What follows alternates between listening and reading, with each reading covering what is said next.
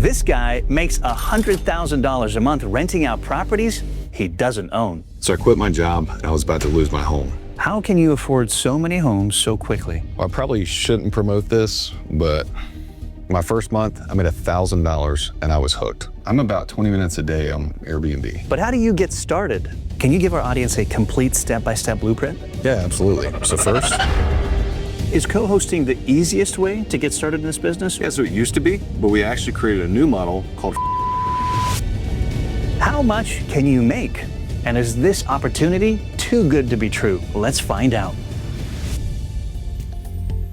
Quentin, tell our audience exactly what you do. I'm an Airbnb investor and I specialize in getting into properties creatively. When did you get started? 2019, I actually had a house I lived in. People laugh when I tell them I got started accidentally, but out of necessity, I had to move out, put my house on Airbnb so I wouldn't lose it to foreclosure. How did you get into this business in the first place? Completely by accident. I never intended on Airbnb being a business model or even making any money. I was working construction at the time and I was trying to get my heavy equipment operation license, and I swung a crane into a power line on a job site. Moly. And if you ever get bored, just go on YouTube, type in crane hits power line. Typically the operator doesn't survive.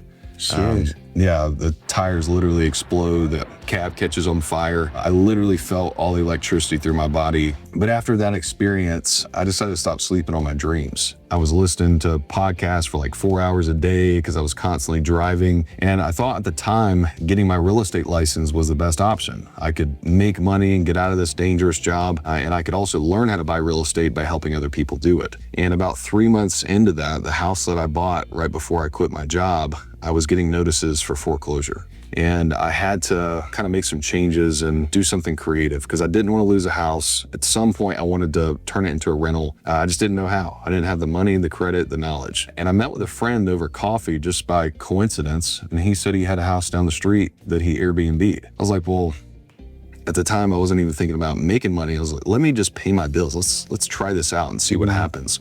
So here I am, the black sheep again, moving back in with mom and dad, putting my house up on Airbnb. And the first month, it made $1,000 in profit. Incredible. Second month, $1,500 in profit. And by the third month, I realized I need to pivot to this. Like, I need to figure out how to get more properties, because if I just have 2 or 3 more of these, I never have to work again. Welcome to the upper unit. Welcome. How much were you making at the peak? And when was the peak? Give us the total revenue, the margins, the total units, etc. Yeah, so at the peak, I had 47 units in 3 states. I was making $130,000, $140,000 a month, about 40% profit margins. Look, at that peak though, 47 units across multiple states, what's your total baseline rent that you owed? Yeah, I was paying about $70,000 a month in rent. Holy moly. Yeah. Did that put any stress on you? Oh yeah. I mean, it has to. Yeah, for sure. I mean, when you're bringing in plenty of money, there's no stress. That's true. You're like, I'm good, right? Yep. But if you hit some slow seasons or slow months, then yeah, things get stressful. How are you affording new homes, new leases, these commitments so quickly? Yeah, so in the beginning, I was credit stacking. You know, I built out my business credit, established my trade lines, you know, the whole 9 yards. So I had about $60,000 of available credit that I could use initially to get started. That got me off the ground, got some properties established, and then I started making enough cash flow where I could use the cash flow within the business to keep growing. Now, you can't do credit cards for security deposits and leases, or could you? Is that how you use the... You can. Send yourself an invoice on QuickBooks, pay it with the credit card, send it to your bank, write a check. I didn't know that. Did you guys know that? Comment below. I'm sure there's a lot of more steps that were involved in terms of credit stacking, using it right and wisely, right? So if you guys want to find out more about those details, we'll talk about it later on in the episode. How did it feel bringing in so much money over, I would say, a pretty short period of time, right? And what ways did it change your life, how you made decisions, mistakes you made maybe? Yeah, I mean, it was great. Making over $100,000 a month is great, you know, no matter who you are. But also there was a sense of like, almost like I'd worked for it and I expected it. When you put in that many hours and you do so much work that it would be crazy for you not to see results like that, it's almost like a here we are type moment. I went through the grind, the 4 a.m. times when I was tiling on the wall on a couple of my second units that just had terrible tile in the kitchen. Did you splurge too? That you Not wish really. maybe you didn't? Honestly, I wish I did more. Oh, okay. You know, I was so focused on the business and just growing as fast as I could. I really didn't enjoy a lot of it. You know, I always tell this story. My first year of marriage, I made over 800,000. I didn't have curtains in my house. My wife was like, what are we doing here? So, Get me some curtains. yeah, exactly. So, you know, really just sacrificing early on is something else that helped me build faster. I don't regret doing it, but I do wish I would have taken a little extra time to enjoy the money coming up, because life is short. You know, you only have so many experiences, and just taking a little time off is not going to kill anybody. So this is a, what, triplex, duplex? Where are we standing Duplex, upstairs, downstairs duplex. Okay. Can you give us more details about how the deal came about, what you signed it for, the numbers? Yeah, for sure. So this is an Airbnb arbitrage unit. We rented the property and we got the owner's permission to sublease it on Airbnb. We started with the upstairs unit, and after the owner saw how we worked, he ended up giving us the downstairs unit too. All in, we're paying $2,300 a month in rent. Our goal is to get $5,000 to $6,000 a month in gross revenue, and that puts us right at about $1,000 to $1,500 a month in profit per unit.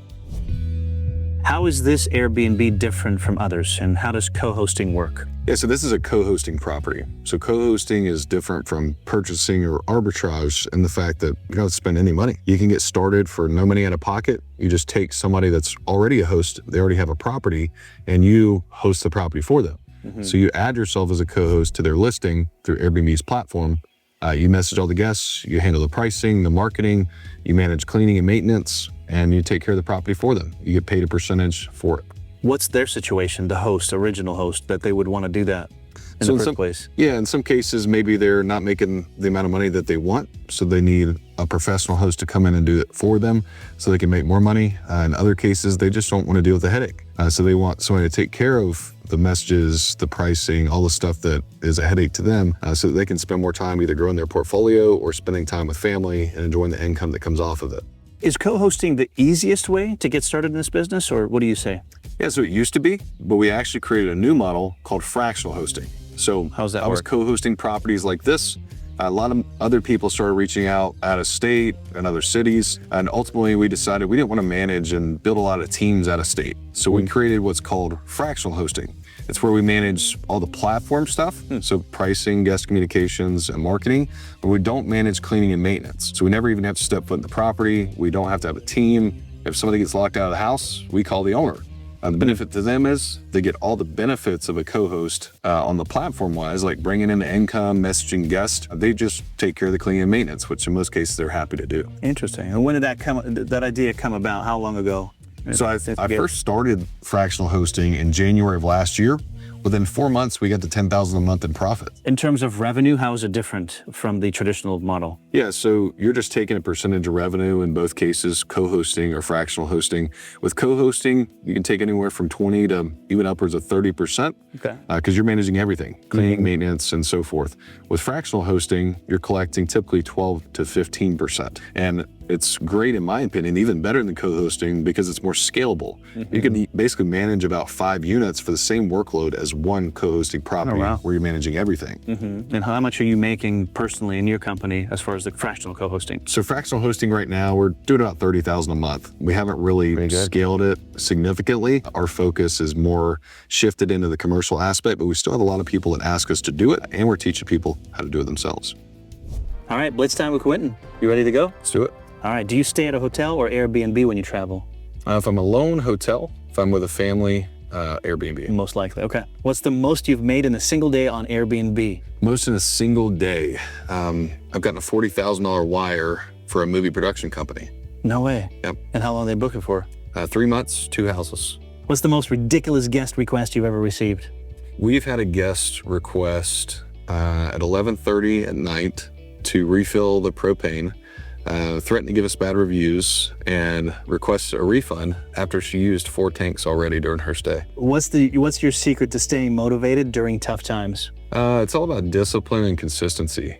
Building the habits. That's the biggest thing that I've done to improve consistency and mindset and everything, is to have less fluctuations in my schedule. So that's why I wake up at 6 a.m. 7 days a week. Yeah. It's something I just started this year, and I've already seen so much progress, and being able to stay within the schedule that I set for myself and the habits from that alone. Cool. What's the most single guest has cost you in damages? We've had a couple guests that have cost us a little bit of money. Most of the time we get paid though. What's the crazy number though? Yeah, we had a Halloween party at like $3,000 one time. Jeez, quite the party. If you could say one thing to every struggling entrepreneur, what would it be? It's gonna be hard. It's all worth it, and the pain is temporary. Nice. If you weren't in the Airbnb arbitrage business, what would you be doing instead? I mean, if I know what I know now, it would be co-hosting. Okay. You know, I don't think there's, or actually fractional hosting. I don't think there's another business model that is as scalable and requires so little to get started. Okay. What's one entrepreneur, dead or alive, you would want to have dinner with, and why? I mean, Jesus would be the number one for sure. Cool. That's a wrap. 45 properties, $100,000 in revenue per month at a 40% profit margin, all in just 18 months? Not too shabby. Quentin didn't waste time spinning wheels. He got his Airbnb arbitrage business off the ground fast and set it up in a way that made adding properties and scaling as simple as possible. But he would be the first to tell you it's one thing to launch fast and quite another to grow your business without breaking it. That's where a tool like Busy comes in. Busy helps new entrepreneurs launch their businesses the smart way with clear, upfront pricing, no hidden subscriptions, and zero fine print funny business. You get what you need, from LLC formation to compliance support and even a free registered agent, plus state fees for your first year, all with a few clicks of a button and a one-time fee. Other platforms serve their bottom line, not yours. Endless upsells, costly subscriptions, etc. But Busy's bootstrapped and founder-led, which means their only priority is helping you grow quickly and efficiently. So stop waiting. Launch smart. Grow fast. Click the link in the description and start building your new business today with Busy. How does somebody get started today with fractional co-hosting? No experience at all with Airbnb. Walk us through some of these steps. Yeah, so the easiest way to get started is finding somebody that's underperforming. So the easiest way to do that is to go to Airbnb and click on the last page. Typically, Airbnb is going to put the top performers on the front page, and they're going to get worse and worse all the way to page 15. So we go straight to the last page. We find the people that we know are underperforming, and we use a tool called Google Lens. So if you go on Google Chrome, you can right-click any picture, you can drag over the photo, and it will find images similar to that online. I didn't know that. So you can do that on the picture of the property, and it will start pulling up Realtor.com, Zillow listings, showing you what the actual address of the property is. Then you can take that address, put it into a tool like Been Verified or Skip Trace the property, find the owner's number, and then contact them to promote your fractional hosting services. So by finding people that are already underperforming, you know that their biggest pain point is they're not making money. So if you come in and you understand what we now call our 3P framework, you can optimize their listing, get it set up, and really maximize its performance. And in most cases, they're not even having to come out of pocket for what they're paying you. You're making them above and beyond even the 12 to 15% that you're charging. A considerable amount of your income comes from actually coaching others to do what you're doing. Absolutely. What do you say to those people who may say you're out of touch with the real market? Maybe people that say, oh, gurus are just not somebody to be trusted. Yeah. What's your take on that? Yeah, so for one, most gurus aren't still in the market. We're making over 6 figures a month with our own portfolio, and then we're in the market with our clients' listings every single day as well. Yeah. We have over 220 active listings that we're helping clients optimize and scale. So every day we're in well over 50 markets all over the world that we're helping optimize, price, market. We have to stay up to date on Airbnb's trends to make sure that we're giving our clients the most active and updated information. And so we're in the market more than anybody. It is literally our business to know what the market is doing and where it's going. If fractional hosting excites you just as much as it does me, then you're gonna wanna hear this. Starting today, all UpFlip Academy students gain access to Quentin's fractional hosting blueprint. From pitching clients and closing deals to providing the actual service and beyond. It's everything you need to start earning from the comfort of your home without having a single property or lease under your name. This is your chance to get in with almost no risk or upfront capital. So we'll make sure to leave a link in the description below, so check it out today. What was this place before you guys kind of renovated it for residential use? It doesn't look like a typical home, that's all I'm saying. No. So it used to be a rooming home way back in the day. Okay. Then it was like a retirement style home, and then now it's an Airbnb. And so the owner bought it, renovated it with your help, specifically on this Yeah, project? so I helped them renovate it, helped them design, furnish. We pretty much handled the whole project. Gotcha. And tell our audience your typical day. What does that look like? How much time are you spending on each businesses? Yeah, so every day, 7 days a week, I wake up at 6 a.m. I'll do my devotions, read my Bible, then I'll get started on work, typically around 7 a.m. And then I'll figure out what the biggest domino for that day is. I'll have my meetings around 10:45 with my team. Then I'll finish my day off by just doing busy work or things that need to be established in the company. So whether that's creating more tools for our clients or improving our community, anything else that I could do. I spend very limited time on my portfolio. That's half the reason why I started coaching. Originally, I wasn't charging. I was doing it for free. And then I started charging for a couple sessions because this guy was like, I want to meet with you weekly. Within 30 days, he got his first property. He was like, dude, should really like create a course for this. Not a course creator. Like, I'm not a guru. Another course creator. Yeah, another course creator. So you're about 10% Airbnb, and then 90% is at this point pretty much coaching. Oh yeah. I'm about 20 minutes a day on Airbnb. The only time I really jump in is for like quotes if we need to do big repairs or if I need to consult a team on something. What percentage of your business comes from Airbnb and Vrbo, and what are the benefits and I would say downsides to each? Yeah, so about 70% Airbnb, 30% Vrbo. Airbnb is a much more user-friendly platform, especially the younger crowd. Sorry, they Vrbo. go towards Airbnb. Not there yet.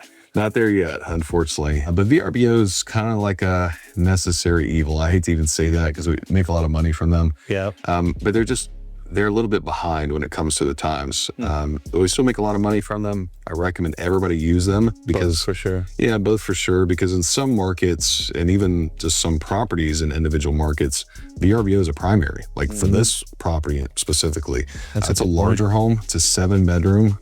Typically, larger homes do better on Vrbo. So this house is about 50% Vrbo, 40% Airbnb. You mentioned that fractional hosting does really well when you understand optimization, right? So what do you know that the owners don't, and what are you exactly doing to the listings to increase bookings? Yeah, so with optimization, everything, it kind of creates a foundation around what we call our 3P framework. That stands for pricing, positioning, and performance optimization. So with pricing, that's a no-brainer. It's self-explanatory. Positioning, though, is all about marketing. How are we presenting our property? How are we positioning it on the platform? We found that when we start with optimization, we really dial in our messaging in our description, our title, create our photos in a certain layout where we attract more guests and convert them at a higher rate, and then price the property at a rate they're ready and willing to pay year-round. We get more bookings. It's an equation that only has one outcome. So we have a framework that we've built in to establish that on any listing in the world, and in most cases, we see almost instant results. What's your advice, just briefly, for those on Airbnb or Vrbo to get more bookings, whether for a client or you as a host?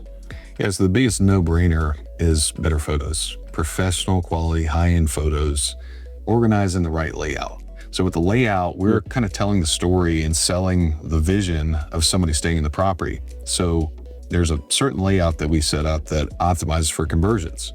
So the first 5 is called your highlight reel. You need to have 5 totally different photos on the front end that tell the basic layout of your property. What amenities do you have? What are the major reasons why somebody would stay there? And that really gets them to click on your listing and look further. And then we want to take the best angle of each room before we do any duplicates. Best angle. Best angle. Interesting. That way, with our low attention span in our modern society, people can get through our listing and get a basic feel for the property by not having to look through 30 to 50 photos, even more.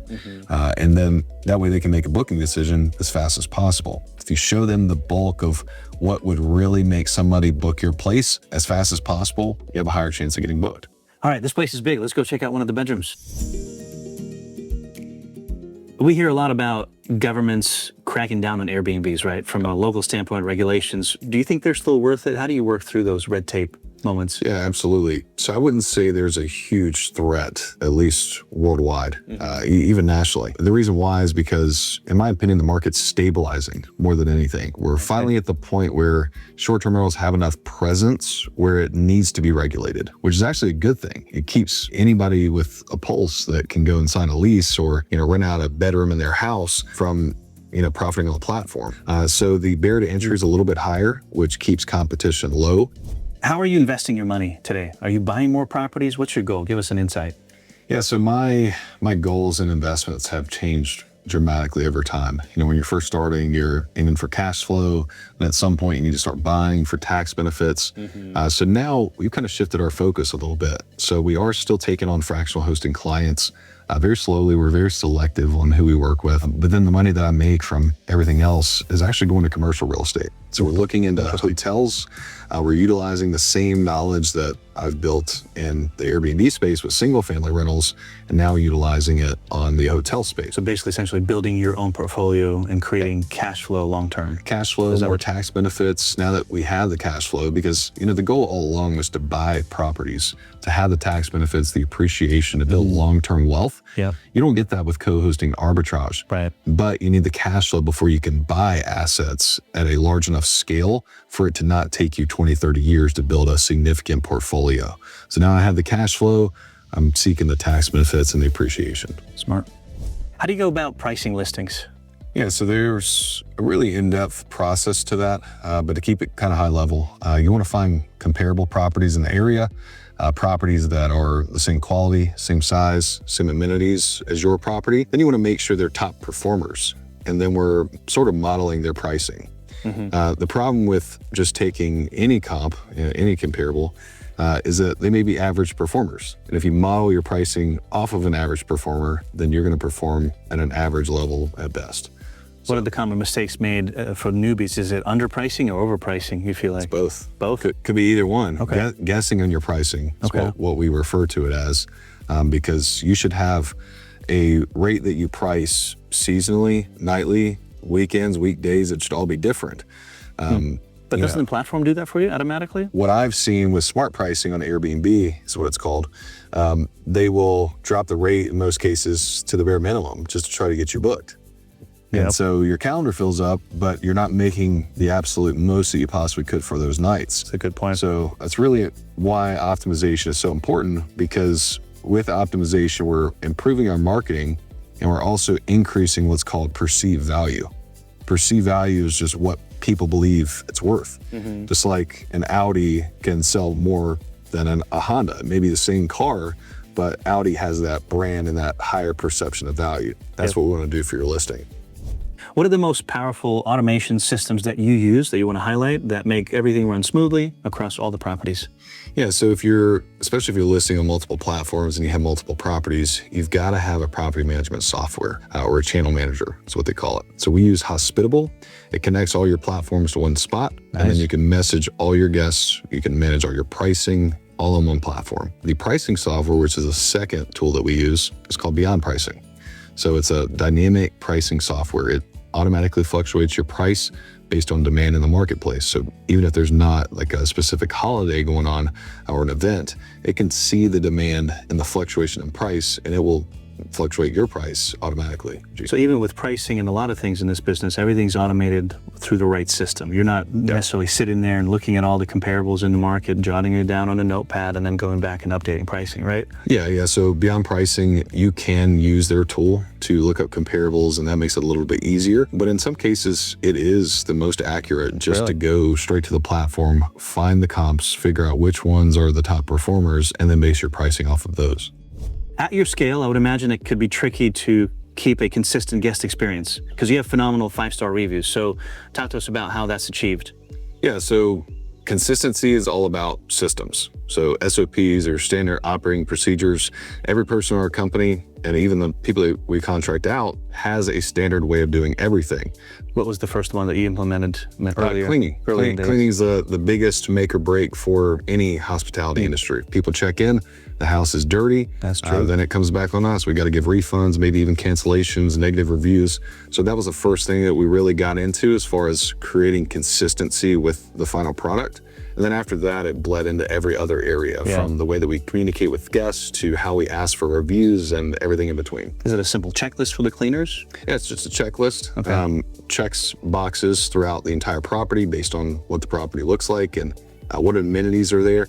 They check it off at the end of every cleaning. They send a picture to my virtual assistants, and then we put that in our file along with photos of the property before and after so that we can send to Airbnb if we have any complaints.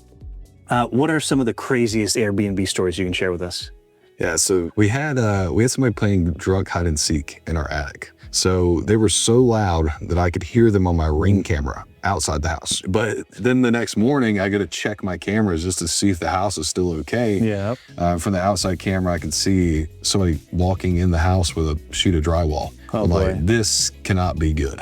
So I called the police. I had them meet me over at the house just to, do a checkup. We go to the front door. I'll never forget it. We were like, hey, we saw you bringing in a sheet of drywall. Like, what's going on with the house?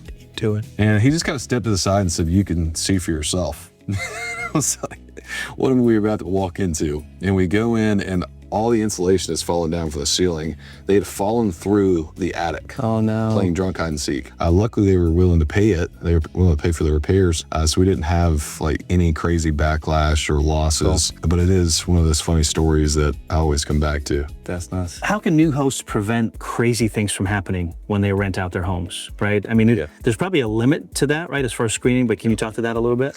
Yeah, for sure. So with screening, it's all about figuring out who's coming to your house, why they're coming, and have they read your house rules. So the easiest way to figure out if you have good quality guests in is looking at their previous history. So most guests will have 5-star reviews in the past. You can even check a box on Airbnb for your listing that disqualifies anyone or doesn't qualify ahead of time if they don't have previous good history on the platform. But then even further than that, we go into why they're coming to the property, who they're coming with, making sure that they have an understanding of what our house rules are. And in most cases, if they're planning to do something bad, like have a party or a lot of unregistered guests or things like that, they'll just weed themselves out because they ultimately don't want to pay fees and get kicked out of the house if they break them. So this Airbnb, you mentioned, I think it was long-term, right? Most likely than short-term? This was about a 3-week stay before we got here, yeah. It's pretty cool. So out of the whole year then, how many days is it vacant as opposed to occupied? It's about 75% occupied. At some point you lost absolutely everything, almost. Take us through that time. What happened? What are some lessons, takeaways? Yeah, so for one, I pushed the business too hard. I took out a lot of debt. I was over-leveraged. I didn't have my thumb on our profit numbers. I didn't know exactly how profitable each unit was. So all of those things and decisions kind of put me in a spiral. Once I made one final mistake that kind of broke the camel's back. What was it? Investing out of state. I started 11 units at once, 7 in Arizona and 4 in Texas, all at the same time. I spent basically all the reserves I had. Bad decision based off of some information that a friend gave to me. He had properties in the area that were doing great. So I launched and kind of just went all in and doing co-hosting or arbitrage? Arbitrage. Okay. So in the process of launching them, I was kind of flying back and forth from all 3 states, North Carolina, Texas, and Arizona, building out teams, making sure they're running right, adding new amenities, trying to figure out why they weren't booking. And then my properties back home started slowing down. They started getting taken off the platform because my cleaners weren't doing as great of a job because I wasn't around. That's when we went from $130,000 a month, even up to $140,000, $150,000 in some months, to borrowing quarters for my kids' piggy bank within 5 months. Know your numbers. Don't invest too fast. Don't over leverage. If you're going to use credit, use it responsibly. Don't go over 30% utilization. If I would have done that alone, we would have grown probably more long term than short term. How long did it take you to recover from your high to almost bankruptcy? What did that look like? Recovery? It was about a year to a year and a half. That's a long time. Long time. I had to operate out of multiple different banks because I was basically living around a negative account balance every day.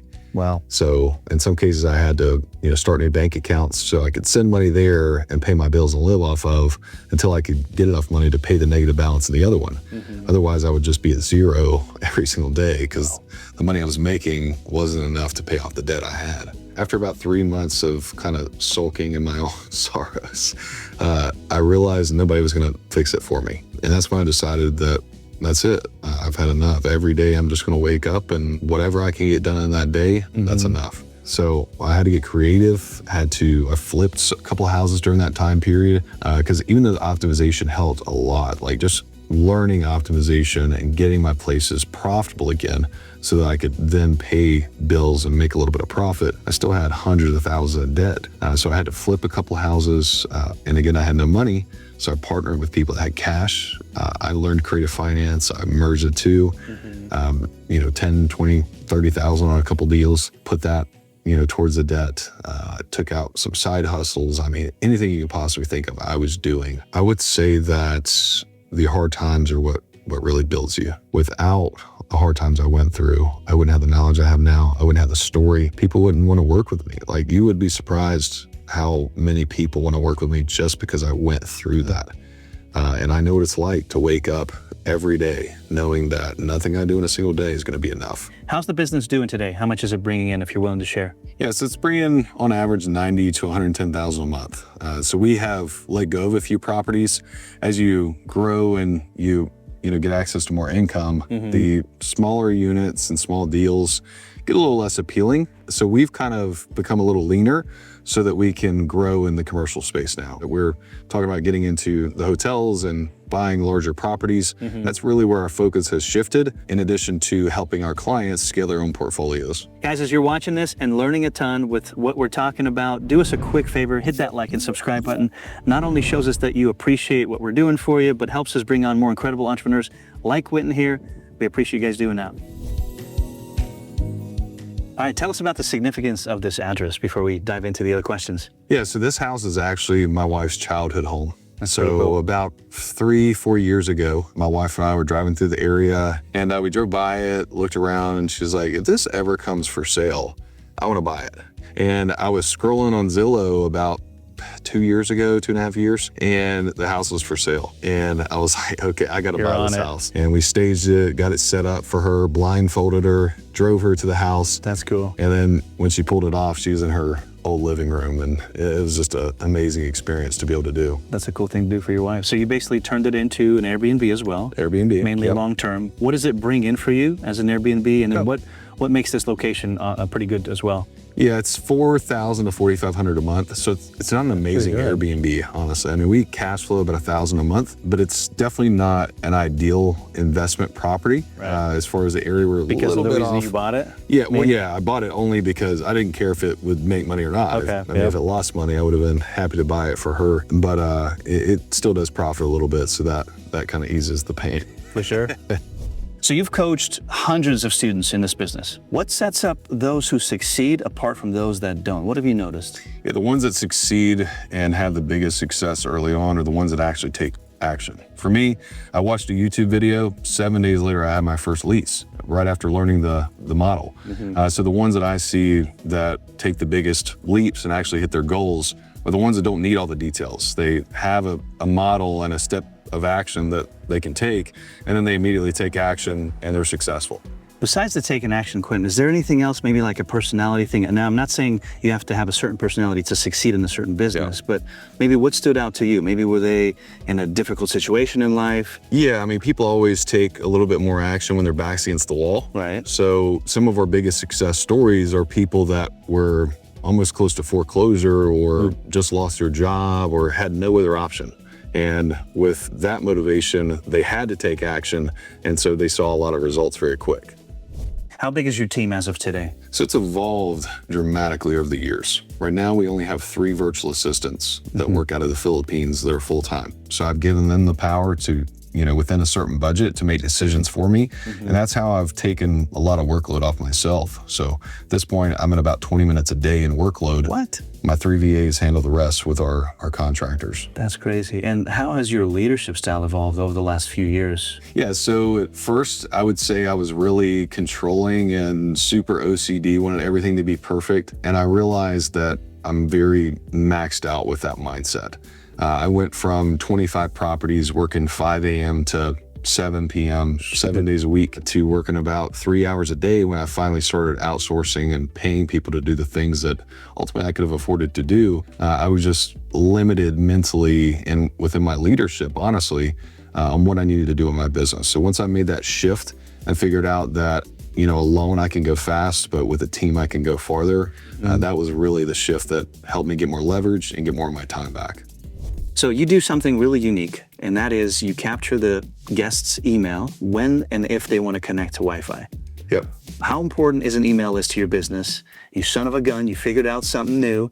Tell us about what's that doing to your business in general. Yes, it's really important. Not only can we, remarket to people that have stayed with us in the past, but we don't have to pay fees on those guests. We book them directly. We don't send them through Airbnb after they give us their information. Now, is Airbnb going to like hearing this? Won't get you in trouble as long as you don't collect it directly through Airbnb. Gotcha, okay. So we set up what's called a Wi-Fi portal with StayFi.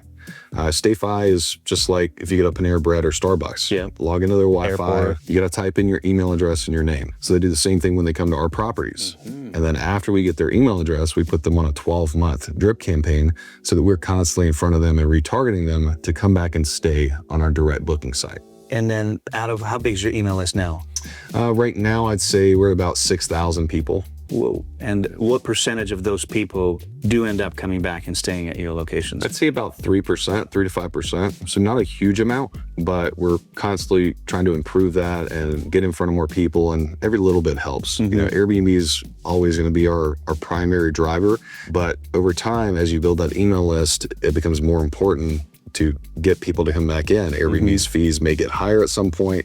They may have new regulations. They just did a new update that's restricting hosts even more. So it's important to have, another route to bring in guests so you're not solely reliant on one platform. Who gave you that idea? YouTube University. Same way I learned everything. Just heard it, figured it out, and implemented it. What are the most important metrics to track for listings and why? Yeah, the two most important are views and conversion rate. Conversion rate is the most important one by far because it shows Airbnb what percentage of traffic that they're sending you are converting to bookings. And you'll rank higher or lower in the algorithm and on the platform depending on how high your conversion rate is. Now, there's a lot more that goes into it than just that, but you can get all the other details in the UpFlip Academy. Perfect. Check out the UpFlip Academy in the link below. If you can give one piece of advice for somebody starting their entrepreneurial journey, what would it be? Sometimes it's better to go slow to go fast. We get in this, mindset of hustle, work 24/7, go as fast as you possibly can, but a lot of stuff breaks when you do that. So I found that it's more important to go slow down, figure out your systems, establish things, get things tidied up before you try to push a system that's not established yet. In my case, that came most when it comes to accounting. I built a business of 47 units. Some of them weren't profitable, but I was so focused on growth that I didn't stop to look at how the actual business was performing. If you could start all over your business in this market, what would you do differently? If I was starting over from and having no money, I would do all fractional hosting. There's no reason not to. You invest nothing into the properties. You have 100% upside. Margins are over 85%. Wow. And you could scale it very fast. I mean, you could take on 100 units in a day if you had the manpower to do so. Are you limited by geography in any way, or? No, not at all. You can fractional host anywhere in the world. The reason why is because you're only managing the platform. So that doesn't change whether the property's in Greece or it's here in the US. And the best part is, talk to your tax consultant, but if you have business in another country, there's an argument to be made that that's a business expense if you want a vacation. What's one must-read book for entrepreneurs, and maybe give us one takeaway for you personally? Yeah, I would say Buy Back Your Time by Dan Martell. It talks about, getting back your time. We build these businesses to have do what? Passive income, to spend more time with our family, to go on vacations and, actually enjoy life. But if you're a slave to the business and every single day you're waking up 5 a.m. like I was, working till 7 p.m., 7 days a week, you just traded in a 9 to 5 for a 100-hour work week. Yeah. So that book really helped me understand how to duplicate myself in another scenario or job, or at least the quality of work, so that somebody else could take that off my plate and I can take on a higher quality position. So you may start out answering guest messages and taking out trash and doing things yourself, but over time you should get to a position where you're managing the business and you're working on it instead of in it.